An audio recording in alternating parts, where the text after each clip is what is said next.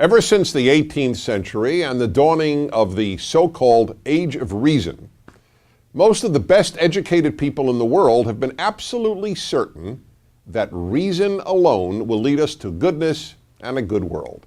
We don't need a God, we don't need religion, all we need is reason. Evil, we have been told for almost 3 centuries, doesn't make sense. It's irrational.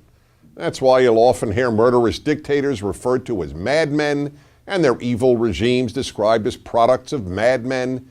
In other words, the very opposite of rational men. Stalin was irrational, Pol Pot was a madman, Mao's genocidal cultural revolution in which he directed the killing of 50 to 75 million Chinese, in peacetime no less, is routinely called madness, and the Iranian regime's calls for the annihilation of Israel are routinely dismissed as, you guessed it, irrational. Meanwhile, good and moral things are always associated with being reasonable.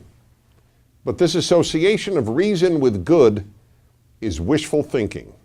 Of course, reason might argue for doing good, but it might just as well argue for doing bad.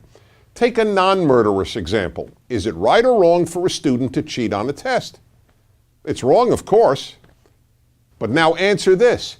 Is it rational or irrational to cheat on a test? The answer is not quite as obvious, is it? After all, if you can get away with it, and it might mean the difference between getting into a great school or getting a great job, cheating on a test may well be reasonable.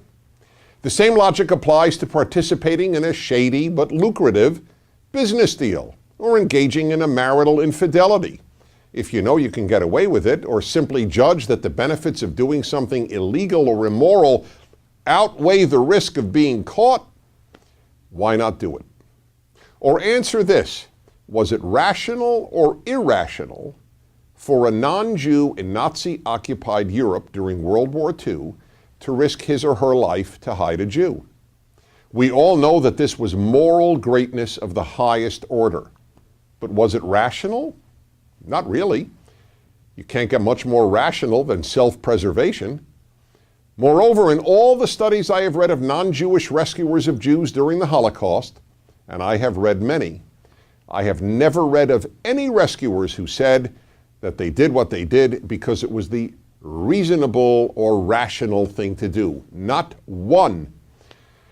Reason leads to good only when you want it to, just as it leads to bad when you want it to. Reason is just a tool. It is no more intrinsically moral than a knife.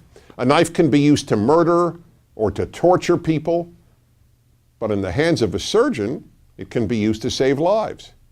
If you want to preserve liberty, then it is rational to fight and risk your life on its behalf. And if you want to maintain a fascist or a communist or an Islamist dictatorship, then it's equally rational to risk your life on its behalf.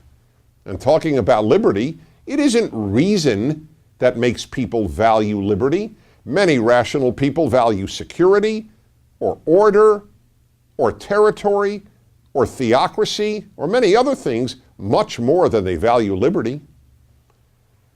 Reason can lead people to all kinds of conclusions. For example, asked if he would kill a disabled baby, a distinguished professor of philosophy at Princeton University responded, quote, "Yes, if that was in the best interests of the baby and of the family as a whole," unquote. Can you offer a purely rational reason why the professor is wrong? The only reason I can offer is a belief that all human beings are created in God's image and are therefore infinitely precious. But the preciousness of all human life is a belief, not an assertion of reason. The Greeks, the founders of Western reason, thought it quite reasonable to leave sickly babies to die of exposure. The baby would just be a burden on the parents and the state.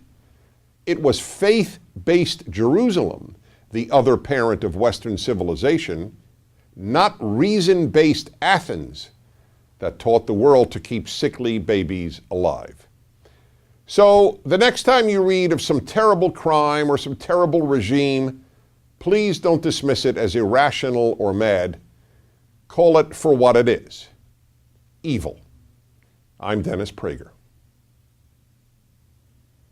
Would you like to see more courses like this one?